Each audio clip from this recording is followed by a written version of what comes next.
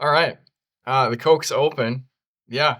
Welcome to Ask Me Anything or Ask JP Anything. You've never met this guy. This is Logan Knorr. Logan and I work together at the school. Something none of you know, we co-commentate almost all basketball during the winter together. Um, and Logan's going to join the team next year, the film team out at the Mattahay, and he's coming with me when we're filming with Chase and all kinds of stuff. So he's going to get to be a face you see more. And for our first Ask Me Anything of the year, it felt like we should have you come on and, you know, Welcome to the show. Yeah, jump into the deep end here. And I know absolutely zero about like mountain biking and just like anything in general. Well, that's why you fit on the team, man. You belong. So Logan and I are going to kind of have a conversation. For those of you watching on YouTube, I'm not going to look at the camera a whole bunch today. You're just kind of here having coffee with us, or in this case, coffee and Coke, because that's what I felt like doing. And yeah, a lot of this is stuff we've kind of kicked around. Some of these questions came in just in the last few days, but some of them have also been things that we've talked about for months now. And we're not going to do the Ask JP Anything like every month. It'll be maybe every 2 months. And it'll just kind of be when we have like a bunch of topics that we're like, okay, there's been all these things on the podcast or on the other content that we kind of want to address where it's not in a video, like a story style video format or an interview. So anyway, we're just having a conversation today. Yeah, I mean, there's been a lot of stuff that you've done, JP, over the last 2 months that you probably can't make a full video about, but you've done so much. You know, that film has premiered. You've really brought on a lot of really interesting podcasts. So I think that's going to be it's going to be a great smorgasbord of just conversation. So you want to get to the first question? Yeah, let's go. Okay, so I got a few here that were asked by you. So first one's Mountain Gravel asked, best gravel bar tape, simple homemade drink mix snack recipes, and Pennsylvania gravel. What do you think? What do you got for me? Well, this is proof that our audience is growing. I know our Dylan Johnson episode went huge. It's the biggest episode we've ever had. I think we've got close to like 19,000 or 20,000 streams between all the platforms. But with that, you pick up a lot of people that just aren't used to like how the show goes. And so when I got that question, I was like, okay, like we're going to answer this, right? Even though I don't really do tech stuff. I don't do any of that. So best bar tape, whatever's the cheapest. I will literally go to the whatever website I'm on and hit price low to high, and I'll throw the lowest one in the basket. If I'm a little more picky about mountain bike grips, but for my gravel bike, cheapest bar tape. Best homemade drink mix. Obviously, right now I pretty much only use Flow because they sponsor me. But before Flow sponsored me, I made my own drink mix in the kitchen. I won't be like some people who compare themselves to like Walter White, like having that kind of spread. I don't think they understand what Walter White's doing when they reference that. But I definitely had a spread in the kitchen of all kinds of different concoctions. There's a great video out there by Jonathan Lee on Trainer Road where it's maybe like a 1-minute video, and he takes you through how to make your own drink mix and some of the formulas. And that drink mix got me to where I could do like 100 grams an hour. And then when I started using Flow, I didn't have trouble adjusting to that at all. So what was the other one there? Well, it was also Pennsylvania gravel. Snacks first. Oh, snack recipes, yeah. So I noticed this, JP, is that everyone seems like they have all this homemade stuff, and you're kind of more of a gas station person based on what I think that's where this comment came up. Is every podcast you do with a biker, you're talking about what's your gas station run. But we only go to the gas station because we've run out of all the other goodies we brought with. It's not like I'm hitting a gas station. That was another video of Dylan's. We put that story on him answering about, I don't ever stop at a gas station.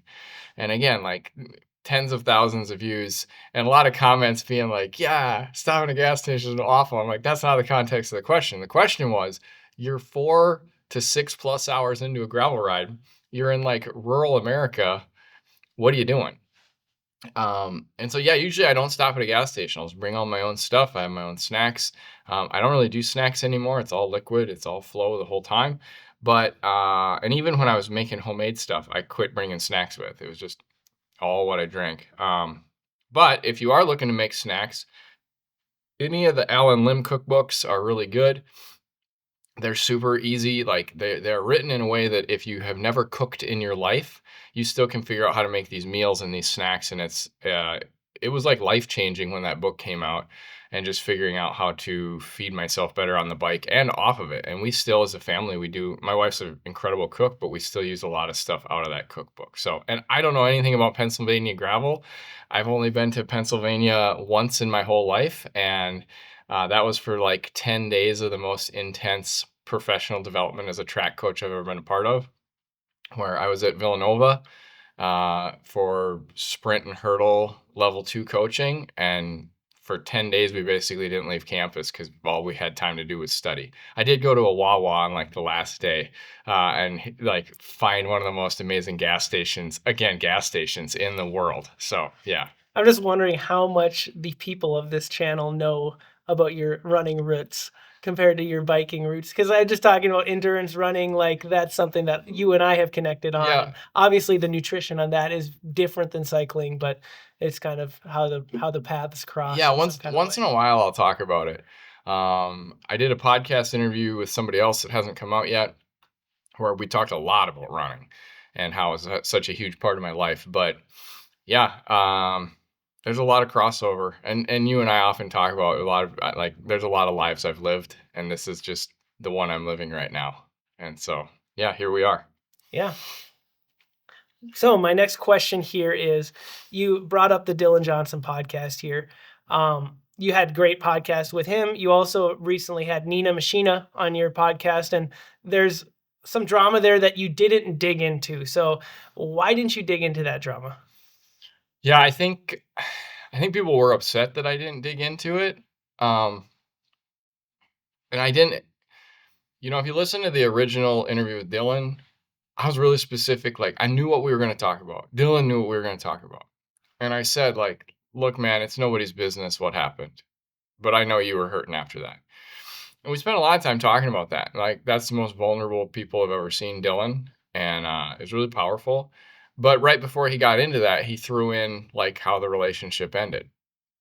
And so then I think when people saw, like, a month later, I was having his ex-girlfriend on, um, they thought I was, ready to do a hot take and dive in on that. And I was never going to, just like I was never going to dig into it with Dylan, right? Like that conversation was had for a specific reason. Like, how did you deal with, having a relationship fall apart? Because that's something everybody relates to, or almost everybody probably relates to, like going through a breakup and what it does to you, especially when you're like very much in love with the person.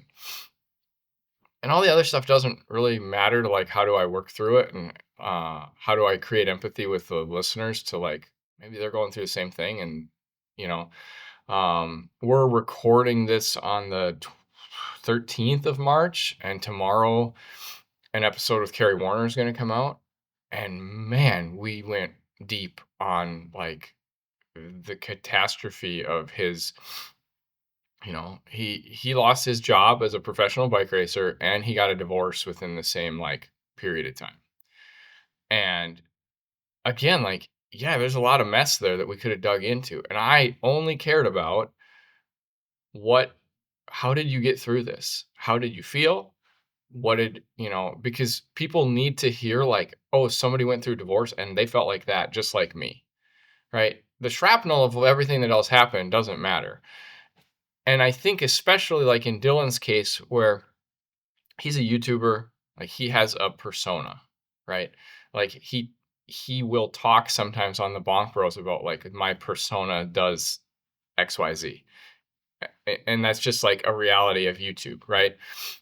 The problem with that for everybody watching is like Dylan starts to become like a WWE superstar in their mind. And they want to see in turn me come after Nina and have that conversation where she's also a WWE superstar, and they're gonna, just it's gonna be a mess. And I told Nina before we even got to the point of having the conversation, I said, look, I know what got said.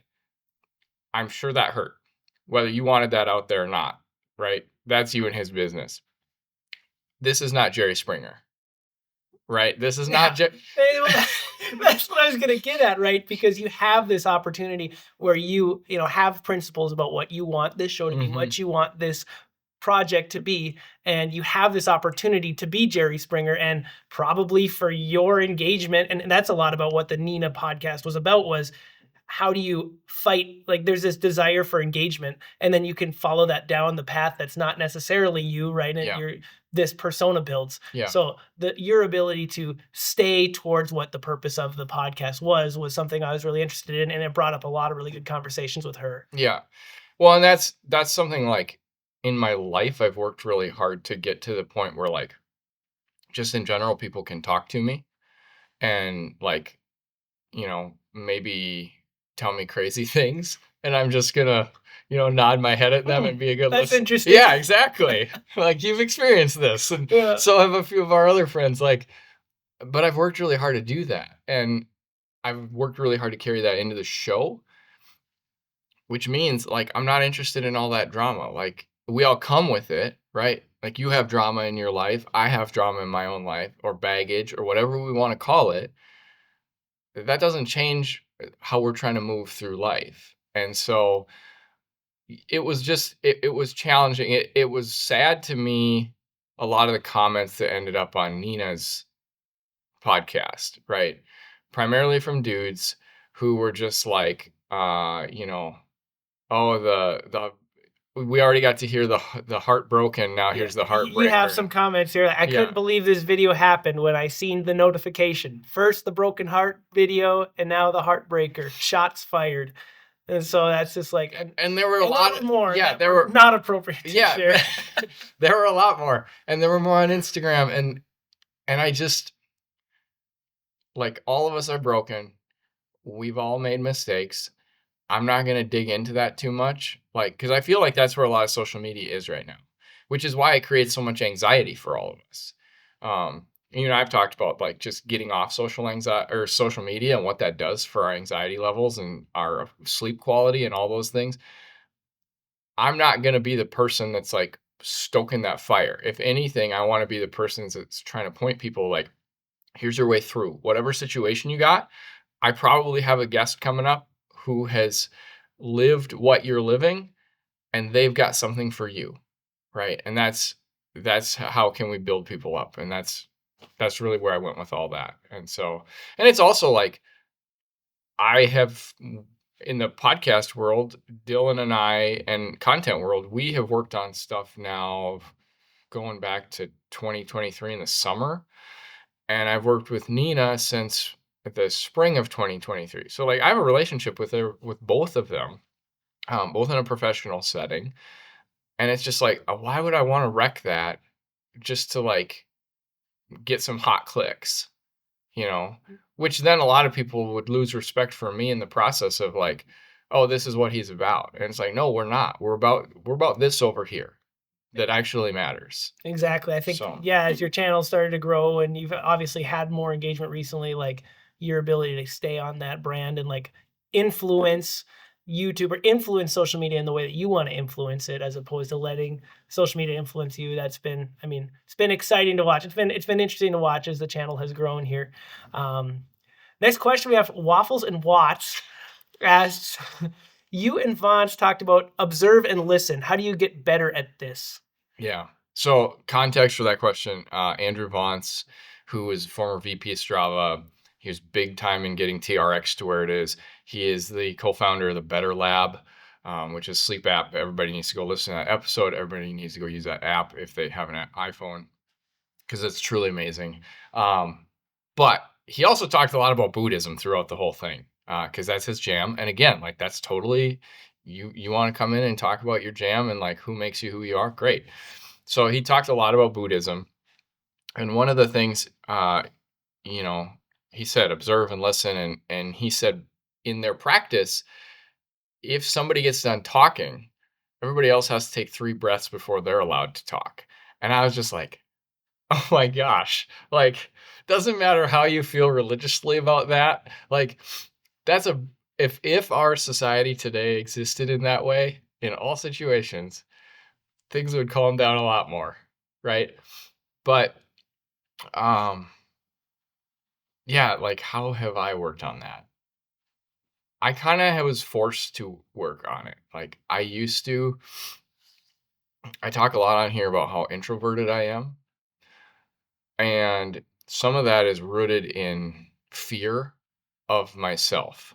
Um, and I think long before I got diagnosed with bipolar, I came to the realization that I was like a wrecking ball to everybody around me because I didn't listen, and I just talked, and I just like, I look at my 20s. I have 0 friends left from my 20s. And I basically have like 3 friends from my 30s, right? And my wife like rode the storm out through all of it, which makes her that much more amazing. But like, I just don't have friends because most of the relationships I had, I wrecked because I didn't guard my words. I didn't think. Whatever I said, I felt. And as a high school kid, I really liked, I was the center of attention, or I like to be the center of attention. Um, and that's hard. And so like I kind of learned just through like failure of like, man, I got nobody left around me, and I think it's me. I think I'm the problem, right? And I think I'm starting to also quote "Anti-Hero" by Taylor Swift lyrically, but um, I The Taylor Swift conversation needs to get to a different podcast because I have some hot takes about that it probably shouldn't make me ask me anything. but I just came to this realization, like, I think I'm the singular factor here that's ruining these relationships. And so it made me withdraw a lot socially, and it made me go to a place where I was just became really observant because I was scared if I would get involved, like, I didn't know what I would say. It's gotten a lot better since I got diagnosed with bipolar, and I'm on meds that help chill me out. But I can still tell when I'm like in an elevated mood state, man, I have to be careful. I just have to be so careful. And because now I know how to feel that, like if I'm super withdrawn and like quiet and we're in social settings, like you can guess that I'm probably feeling elevated and I'm just being really careful. And so, yeah, some of it was like obviously just I don't know anybody who's in their 40s either who hasn't kind of gone through some form of like just I have become more introverted in my age, like I'm more with my thoughts.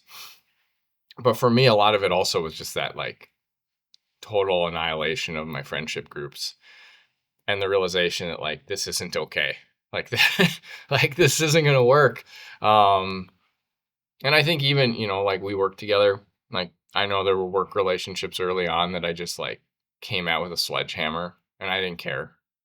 And now I'm like, nope, we all have to get along here. So I'm gonna have to take my 3 breaths and decide if I'm gonna actually respond at all here. So Well, I always like hearing your stories as like me being someone who is early in my career, in my 20s. I mean, that's just a generic, like everyone can relate to their adolescence into their early 20s of how am I going to fit in? And like, I think that level of nervousness creates you saying things before you think. And just like, even when you're talking right now, if I'm a little nervous because I'm on a podcast, whatever, right? It's like I'm not listening to you because I'm like, what am I gonna say that's yeah, gonna be profound, or what am I gonna say that sounds right? yeah, And I mean, the maturing of taking a step back, taking a breath is just, and like being present is gonna allow you to say those things. I mean, I'm not a Buddhist expert. Like I read The Power of Now, Eckhart Tolle, if you know what I'm talking about. It's kind of, I mean, it's like just the thought of like, if you allow yourself to be calm, right, you would um, put yourself in your mind, and with time would say the right thing if you just allow that to happen, if you give space for that to happen, right? yeah. So Well, and I think about our film crew too. And one reason we all get along so well, and Howard, the oldest guy in our crew, he says all the time, like, the best thing about our crew is that we can sit in a truck for 3 hours with each other and nobody will say anything. And it's not because we got our headphones in or because we're scrolling on our phone. Like, we're just content to be quiet and be okay with each other. And I think for all of us, that's come like partially that's come at a cost at some point. Like, but it's also because we've had to really wrangle with our anxiety and just be like, nope, these people love me and I'm okay to be here with them. And we can just chill and that's okay.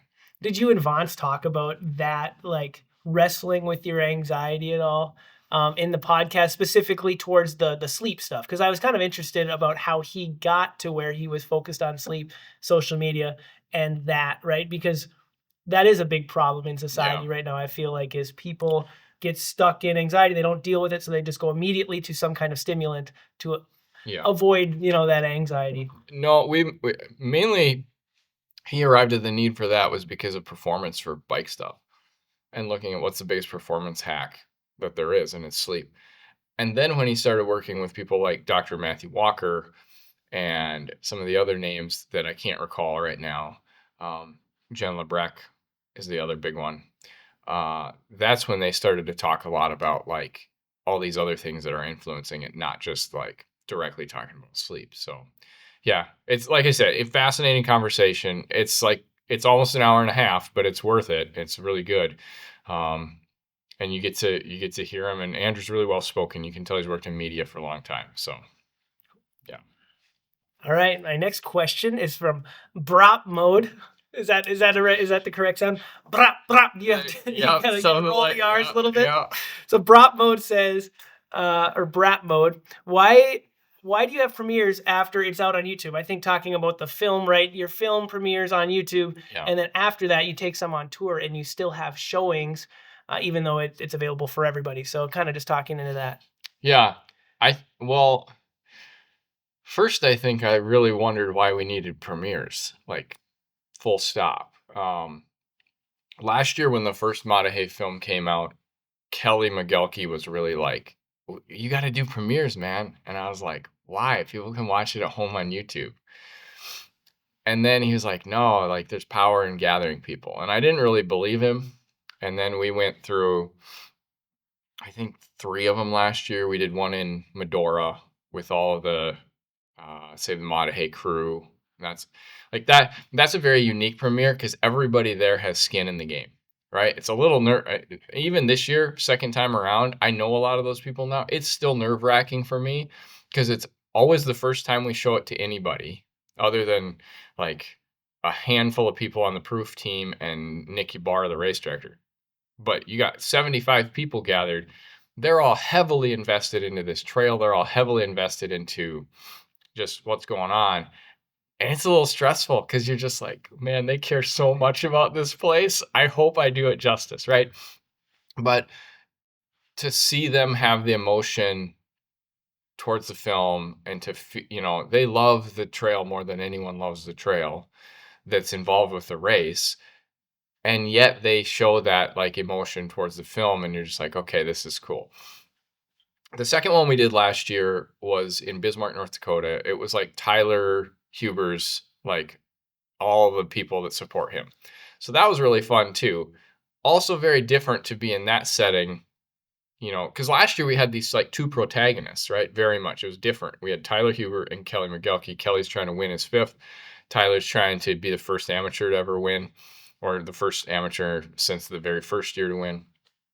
And we're with all Tyler's people, and Tyler doesn't win. And so, like, when Kelly wins at the end, like in Medora, like loud ovation. Bismarck, dead silent. and I didn't like any of that. Yeah.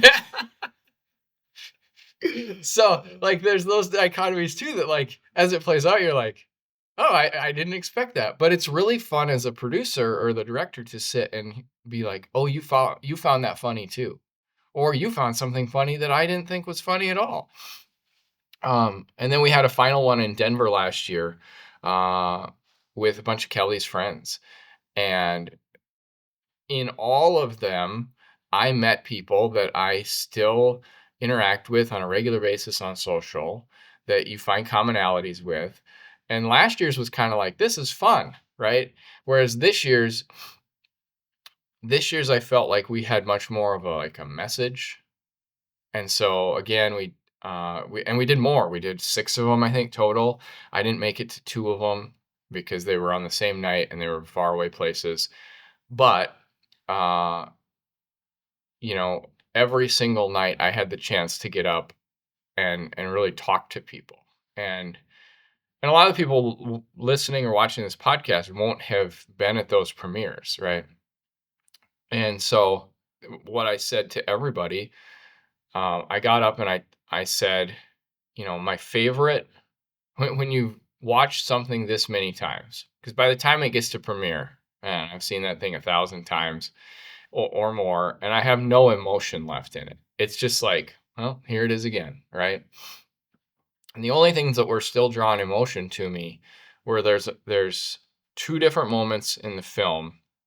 One is with Nick and his dad, and Nick's dad says, "Well, I've never really done this. I've never been a SAG driver before. I don't know if I can do it." And Nick says, "No, Dad, you're not only capable, you're the best person for this job." And then the other time happened when Matthew Haugen gets up and is like, "I have no business being on this film crew." And I'm like, "Dude, you're the problem solver." And I hang my phone up on him because I trusted him so much. And his brother did the exact same thing to him. And I every night we had a premiere, I said to the crowd, I said, "Hope you have people like that in your life that believe in you so strongly that they see you for who you are and not who you limit yourself to be." And pretty much every night when I would say that, like, the room broke, right? Because it's already super emotional night. You've watched this friendship thing, and then like this realization that like this is what real friendship is about. And premieres are powerful because you have the ability to talk about more than what you just saw. And so, in each case, and especially the two we did after it had come out on YouTube, um, which was Fargo and Roanoke. They were both, in Fargo's case, we sold out the theater and we had to do a second showing. And then in Roanoke, we almost sold it out. So it's packed house, and you get the chance to talk to people about how awesome this is and what it really means. And then people want to come up afterwards and talk to you about what friendship really means and and then you get the notes the next day from people saying like, "Hey, I went home and talked with my husband about what our like investment in the people around us looks like," right? Like that's why we have them. That's winning. Yeah. That Investment in people around you, right? And that's just like being in a physical space together. We've talked yes, about this a yes. lot. We were talking about the Super Bowl, Yeah, whatever, and yeah, just how just humans want to be together, yeah, right? And it's almost like the university philosophy of like, hey, we get people in a room together, ideas are going to come up, feelings are going to come up that wouldn't otherwise come up if they were just isolated in their own room. And that's just been a really cool result. I was able to be part of your premiere here in Pelican Rapids. And yeah, obviously that was a different group. It was kind of people who are invested in you as a yeah, person and the yeah. crew. And it brought up some topics and emotions that were completely separate from the film itself. And I wouldn't have felt that, sitting on my couch watching it on my phone on YouTube. For sure. And like in Roanoke, we had and in Fargo, we had Q&As afterwards, which initially in Roanoke, I didn't really understand. Um, this didn't happen in Pelican. We had a Q&A here too, but it didn't happen. But in Roanoke, we were 2 or 3 people in, and one of the people went on like a total walkabout with their question. And I realized like they just needed to talk out how they felt, you know, and that happened over and over again. Then, whether it was in Fargo or whether it was in later that night in Roanoke, and I just saw the value of that. And so when we start thinking about next year, like what is next year? Well, next year is back to the start. And if you haven't seen the second Lost chapter from Matahay, go watch it. Again, you'll probably cry your eyes out. That's been a theme. But back to the start is our film next year we're going to do. It's a mental health doc. It's my story. Um, and a big part of that project is premieres. And we've got commitments from like all over the country, places that want to host premieres. And you see that ability to talk about mental health and to have important conversations and just feel connected. And And that was where I really woke up to the idea of like, this is going to be awesome. Like we can do incredible things and we can get the right partners involved to do this in cities and have these conversations. And it doesn't matter if it's come out on YouTube or not. People are going to want to gather to hang out together. Because the other thing that happens when we gather to hang out, and my daughter said this to me the other night. Um, she's just like very stoked on the playoff time, which is what we're going through right now for basketball. And she said, Dad, I love playoffs and I love sporting events because all the drama from our day to day stops and we all stand together and we have one single minded goal together as a group of people. And she's like, and then the next day at school, somebody that you were standing by might be a total jerk to you again. But while we're there for that 1 hour or that hour and a half, everybody puts their weapons down and does it. And I think that's a beautiful synopsis of like, it's the same with like these premieres where we might not be carrying baggage towards each other, but we're all carrying that baggage we talked about earlier. And so we walk into these premieres and we can just, for an hour or an hour and a half, watch a movie about something we love, mountain biking, and then talk about sometimes bigger topics that mountain biking helped us get to. And that's what's beautiful about it. So And the process you went through really fueled all these opportunities to have yeah. these emotions for so many people. And I mean, that just kind of gets to another question. And so I kind of want to follow up, but this is, would you have done anything different when filming or producing together? And obviously you might take that knowledge into this Back to the Start film, but what is your biggest takeaway from that whole process of, producing the film? Yeah. So I don't really have anything from like that I would do different about what we did because we didn't know any better, right? Like we knew what we knew when we went and did it, and it was like pretty flawless on the day. I think if you watch the behind the scenes, there's only like one shot we missed the whole day, and it's because I almost crashed my bike and broke a GoPro on the bike path late in the day. But otherwise, like everybody else covered everything really good. The one thing that we're going to change about next year, and this has been a conversation I've been having with Howgard a lot and a little bit with Aaron. This year we didn't know really what the lost chapters were going to be. It was kind of an idea on the fly during the day that at one of the times where I was standing out on a butte with no phone reception and nothing but my thoughts, I was like, this could be a cool idea. Like, we've already started talking about who those lost chapter characters might be next year. And we might even bring an additional vehicle with somebody just to like, you're just in charge of this person that we're not covering at all for the main film, but we think we can do something really cool for a lost chapter. And so that's kind of the only big change that we would make. And part of that too is like, we know coverage wise what we got out of our team. And so then it's more about like, okay, where can we spread people, where we had too much. And then what was my biggest takeaway? My biggest takeaway is what I've said for a long time is just surround yourself with good people.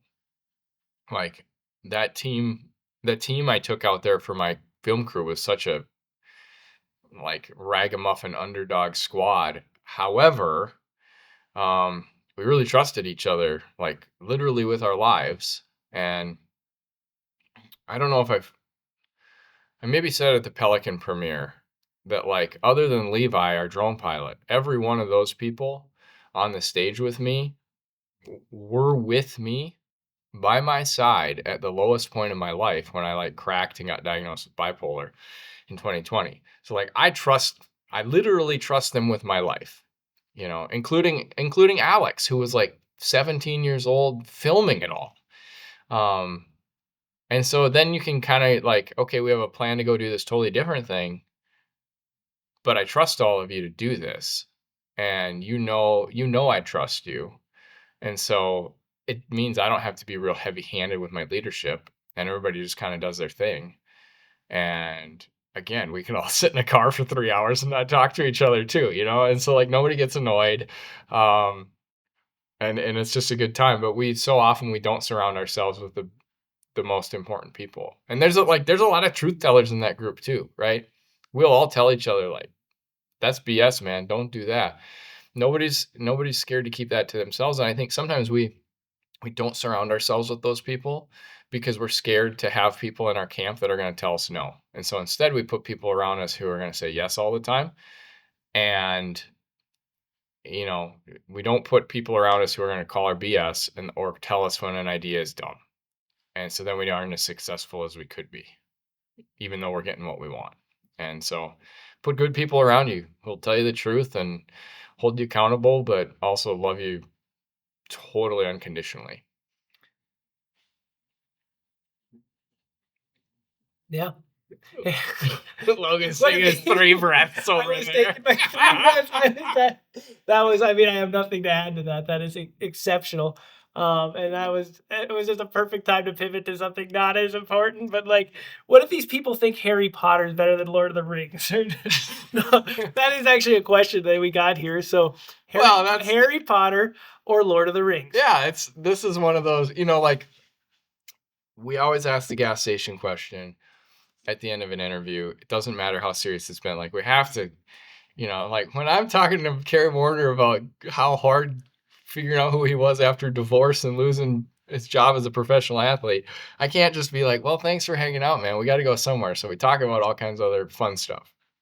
So we always wind things down with gas station question and then these other dumb ones. So Harry Potter or Lord of the Rings? Okay, I'm going to tell some wild truth right now.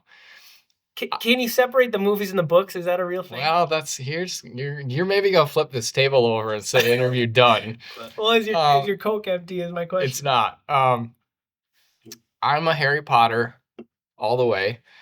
I like Lord of the Rings. I love Harry Potter. I have never read the books. You've never read the Harry Potter books? No. Oh, okay. But so you're saying just from the movies alone, you think the Harry Potter movies are better than Lord of the Rings movies? I think the story arc of all of it is better. Okay, I was gonna say that I like the Harry Potter books better than the Lord of the Rings books, but I don't know. The Lord of the Rings movies. I don't know if the movies are better, like more well done. Like Peter Jackson, don't come after me, but like I don't know that, but I like the arc of the Harry Potter stuff. As soon as Harry Potter did the thing where they split the last one into 2 just for like a little, like I feel like that was such like a movie theater like money grab. Well, and so as soon as they did that, I was like, okay. But I don't know. I have a lot of nostalgia with Lord of the Rings just because in my high school years I'd go over to a friend's house and watch it together, like the deluxe, Sure. And like so that's where I think my nostalgia comes from it. But I mean, they're both fine. But yeah, I've never read the Harry Potter books. I probably never will now, given how challenging reading is for like long periods of time after the accident. But yeah, I like them. Yes, I Slytherin house, which I know it's just like makes people want to crawl, and I'm like, go read what the characteristics of people in Slytherin are, and they're all like, oh yeah, that's you actually.